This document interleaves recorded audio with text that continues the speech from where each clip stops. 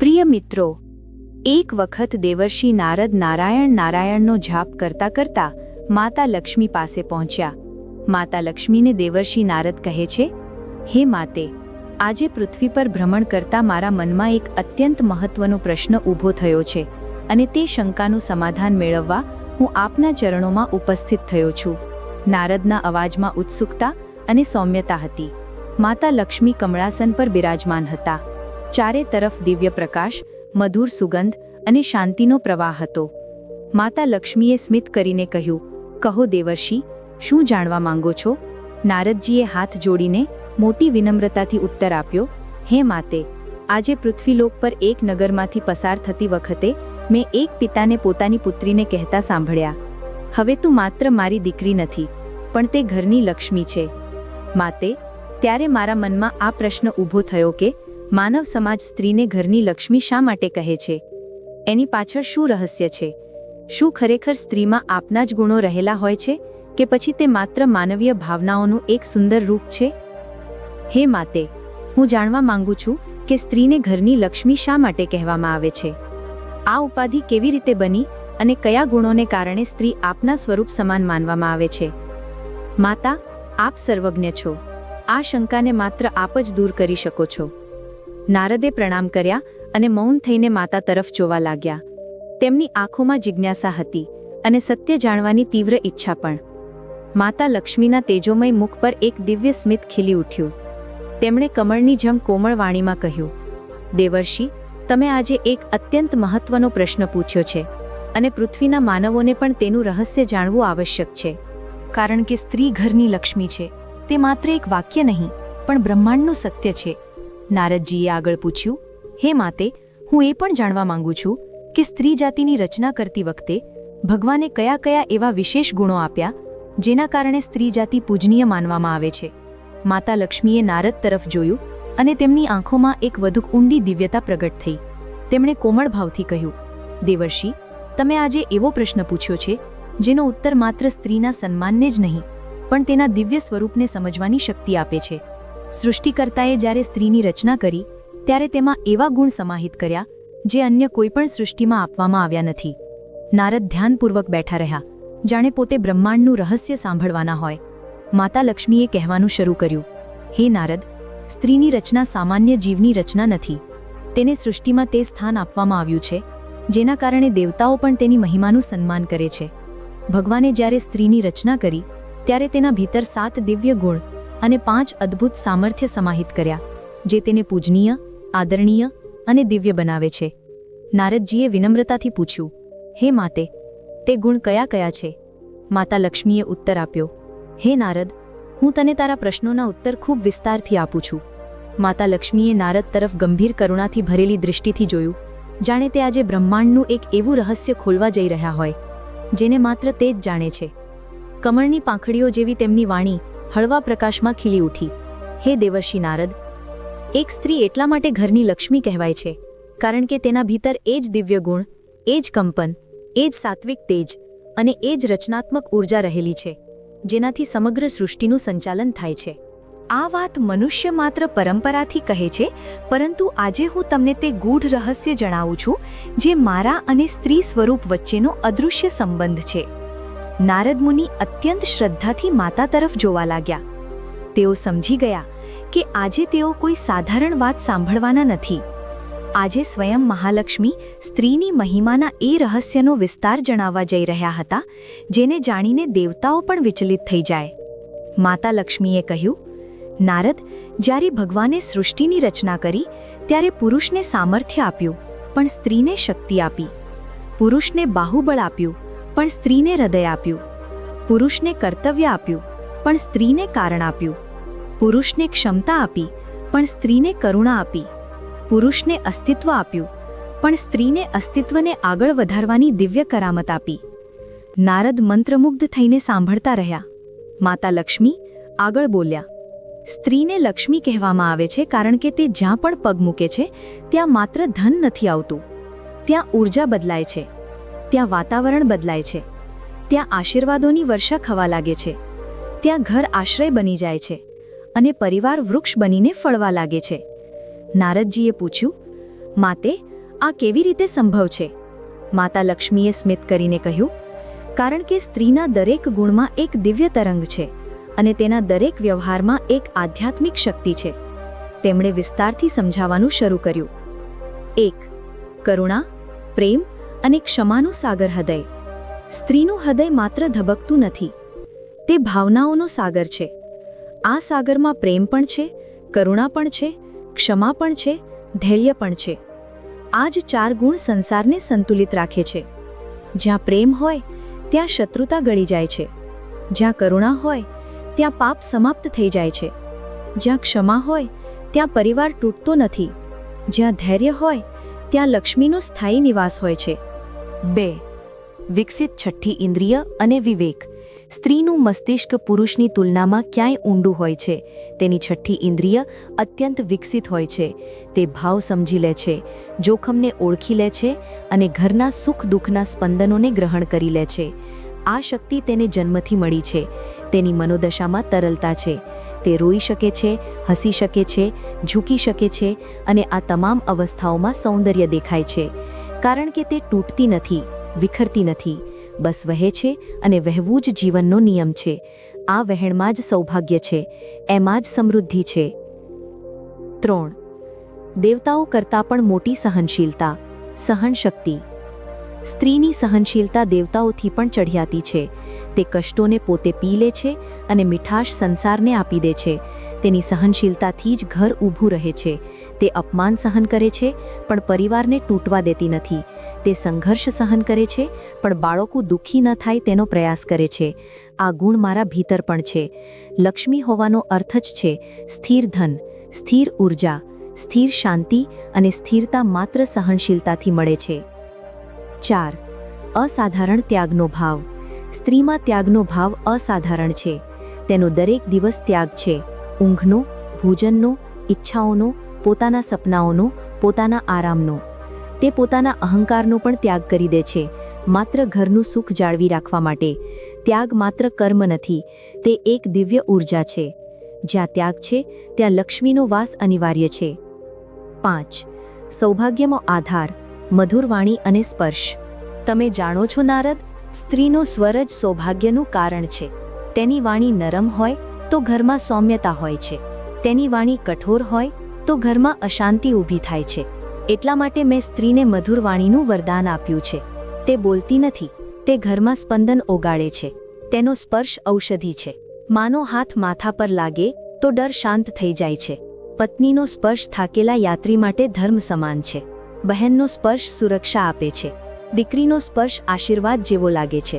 આ દિવ્યતા માત્ર સ્ત્રીમાં છે, કોઈ બીજામાં નહીં. આત્મબળનું સાહસ અને શક્તિ સ્વરૂપ. આ પછી માતાએ સ્ત્રીના સાહસની વ્યાખ્યા કરી. નારદ, લોકો સમજે છે કે સ્ત્રી કોમળ છે, પરંતુ સૃષ્ટિએ તેનાથી વધુ સાહસી પ્રાણી કોઈ નથી બનાવ્યું. તે પ્રસવની વેદના સહન કરે છે, અપમાન ઝેલે છે, કષ્ટોમાં પણ ઊભી રહે છે, આંધીઓમાં પણ ઘર સાચવે છે. આ સાહસ પુરુષના બાહુબળથી નહીં, તેની આત્માના તેજથી આવે છે. તેને શક્તિ એટલા માટે કહેવામાં આવી છે, કુટુંબને જોડી રાખવાની દિવ્ય કળા. સ્ત્રીના ભીતર કુટુંબને જોડી રાખવાની દિવ્ય કળા છે. તે સંબંધોને જોડે છે, ગિલા શિકવા મિટાવે છે, હૃદયોને નજીક લાવે છે. જ્યાં સ્ત્રીનો ભાવ કમજોર પડી જાય ત્યાં ઘર તૂટવા લાગે છે. એટલા માટે તે લક્ષ્મી છે, કારણ કે લક્ષ્મી જોડે છે, તોડતી નથી. ઘરનું વાસ્તુ અને ઊર્જા. માતા થોડું રોકાઈને બોલ્યા, સૌથી મોટું રહસ્ય સાંભળ નારદ. સ્ત્રી ઘરને માત્ર સાફ નથી કરતી, તે ઘરને ઊર્જા આપે છે. તેની ઉપસ્થિતિથી જ ઘરનું વાસ્તુ બદલાઈ જાય છે. તેની ભાવનાઓથી ઘરનું વાતાવરણ બને છે. જો સ્ત્રી પ્રસન્ન છે તો આખું ઘર પ્રસન્ન છે. જો સ્ત્રી અશાંત છે તો આખું ઘર અશાંત છે. આ જ કારણ છે કે સ્ત્રીને ઘરની લક્ષ્મી કહેવામાં આવી છે. મારું સ્વરૂપ માત્ર સોના રૂપિયામાં નથી. મારું સ્વરૂપ સાદગીમાં છે, વાણીમાં છે, સ્મિતમાં છે, શુચિતામાં છે, સત્યમાં છે અને માતૃત્વમાં છે. આ બધી શક્તિઓ સ્ત્રીમાં સ્વાભાવિક રીતે હાજર છે. તેથી તે મારા સૌથી નજીક છે. માતા લક્ષ્મી બોલ્યા, નારદ, સ્ત્રીને કારણે જ ઘર બને છે. તેના વિના ઘર માત્ર ઈંટોનો ઢગલો છે. જ્યાં સ્ત્રીનું સન્માન થાય છે ત્યાં મારો નિવાસ હોય છે. જ્યાં સ્ત્રીનું અપમાન થાય છે ત્યાં સૌભાગ્ય ક્યારેય ટકી શકતું નથી. એટલા માટે પૃથ્વી પર જ્યારે કોઈ પુરુષ પોતાની દીકરી, પત્ની, બહેન કે માને લક્ષ્મી કહે છે તો તે અજાણતા મારા જ દિવ્ય સ્વરૂપને ઓળખી લે છે. નારદજીની આંખો ભક્તિથી ભરાઈ ગઈ. માતે, આજે આપનું આપેલું જ્ઞાન આખા પૃથ્વીલોકને બદલી શકે છે. હું આ સંદેશ અવશ્ય પહોંચાડીશ કે સ્ત્રીનું સન્માન માત્ર ધર્મ નહીં પણ ઘરનું સૌભાગ્ય છે. માતા લક્ષ્મીએ નારદના પ્રશ્નને સાંભળીને ધીમેથી સ્મિત કર્યું. તેમના સ્મિતમાં હજારો કમળ ખીલી ઉઠ્યા અને તેઓ બોલ્યા, દેવર્ષિ, સ્ત્રીનું સ્વરૂપ માત્ર ગુણોની યાદી નથી પણ એક જીવંત ઉદાહરણ છે જેને શબ્દોથી નહીં કથાથી સમજી શકાય છે. આજે હું તને એક એવી કથા સંભળાવું છું જેમાં નારી શક્તિનું દરેક રૂપ પ્રગટ થાય છે. માતા લક્ષ્મી ત્રેતા અને દ્વાપરથી પણ ઘણા પહેલા, જ્યારે પૃથ્વી પર મનુષ્યોનો વિસ્તાર નવી શરૂઆત જ થયો હતો, ત્યારે એક દૂરના ગામમાં એક સ્ત્રી રહેતી હતી. તેનું નામ હતું અનસૂયા. અનસૂયા ન તો રાણી હતી, ન મહેલમાં રહેતી હતી, ન તેની પાસે સોનું ચાંદી હતું. તે એક સાધારણ ગૃહિણી હતી, પણ તેના ભીતર તે દિવ્યતા હતી જેણે દેવતાઓને પણ ચકિત કરી દીધા હતા. અનસૂયા ઘરની લક્ષ્મી હતી, પણ તેના ગુણોથી જ ખબર પડી કે લક્ષ્મીનો વાસ્તવિક અર્થ ધન નહીં પણ સમૃદ્ધિનો સ્રોત છે. ગામમાં દુષ્કાળ પડ્યો. અનાજ નહોતું, પાણી નહોતું, પશુ મરી રહ્યા હતા, બાળકો રડી રહ્યા હતા. પણ અનસૂયા દરરોજ સવારે ઉઠીને દીવો પ્રગટાવતી, તુલસીને જળ આપીને કહેતી, ધૈર્ય રાખો, સુખ અવશ્ય પાછું ફરશે. તેનું ધૈર્ય આખા ગામનો સહારો બની ગયું. લોકો કહેતા, જ્યાં અનસૂયા છે ત્યાં નિરાશા રહી ન શકે. એક દિવસ તેના પતિ ઘાયલ થઈને ઘરે લાવવામાં આવ્યા. ખભા પર મોટો ઘા હતો, ચાલવું મુશ્કેલ.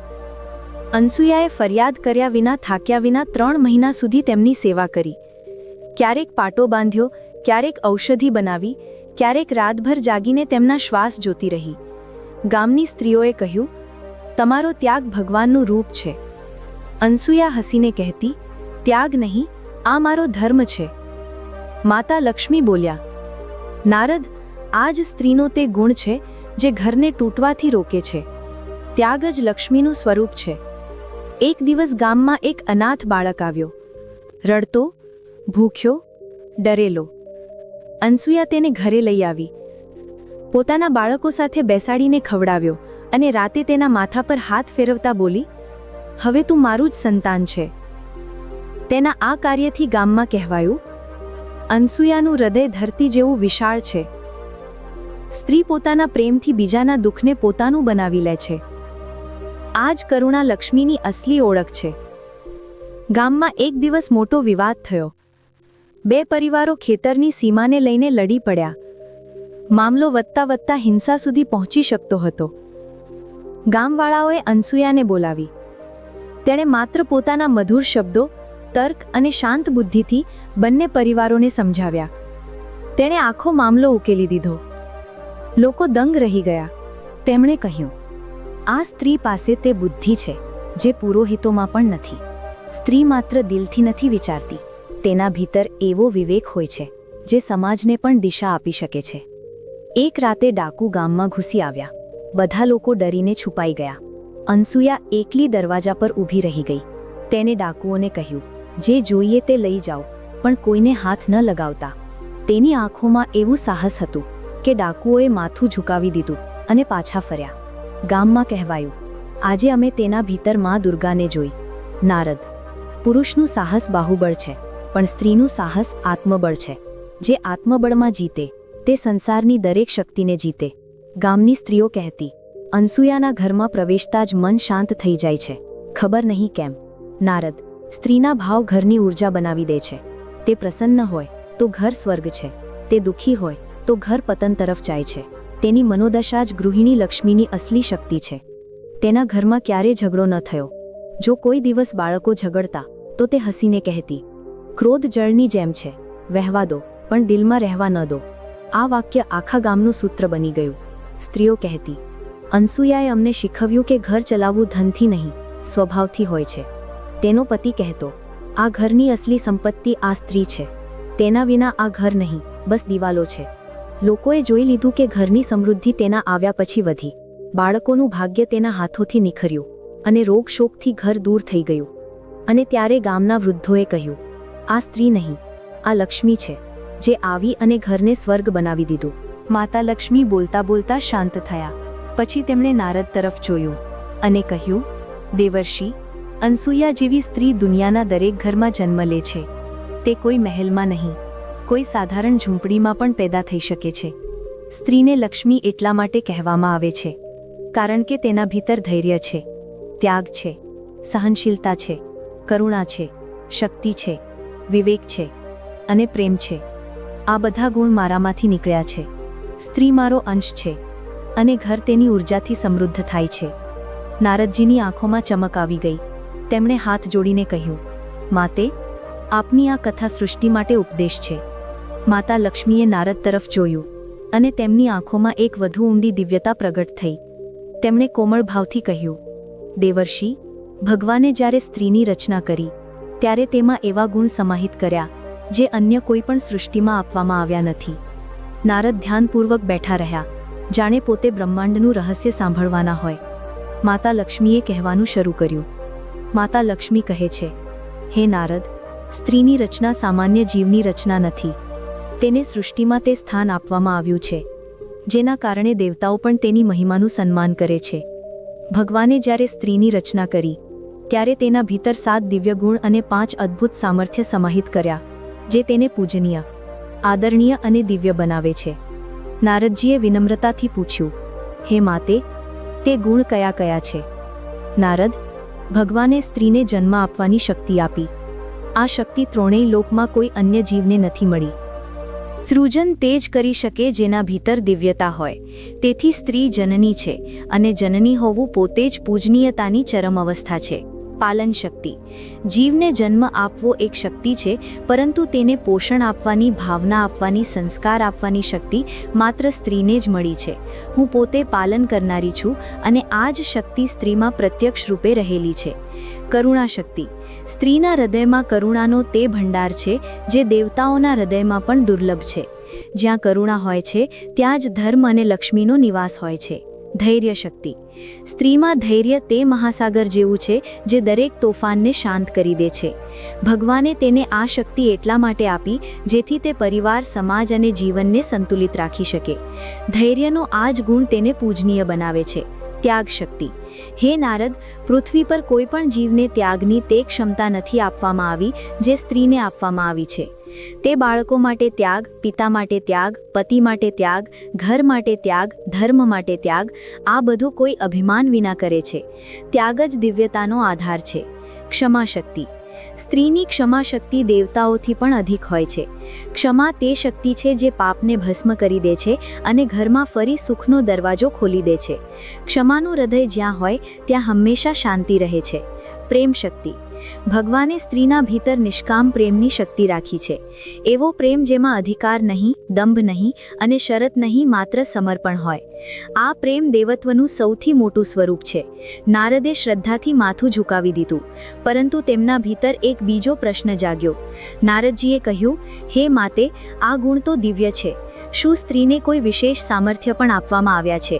માતા લક્ષ્મીએ સહમતિમાં માથું હલાવ્યું અને કહ્યું, 5 અદ્ભુત સામર્થ્ય. હે નારદ, ભગવાને સ્ત્રીને 5 એવી ચમત્કારિક શક્તિઓ આપી જે તેને પૃથ્વી પર પૂજનીય બનાવે છે. જન્મ આપવાની ક્ષમતા, જે સ્વયં ભગવાનનું કાર્ય છે.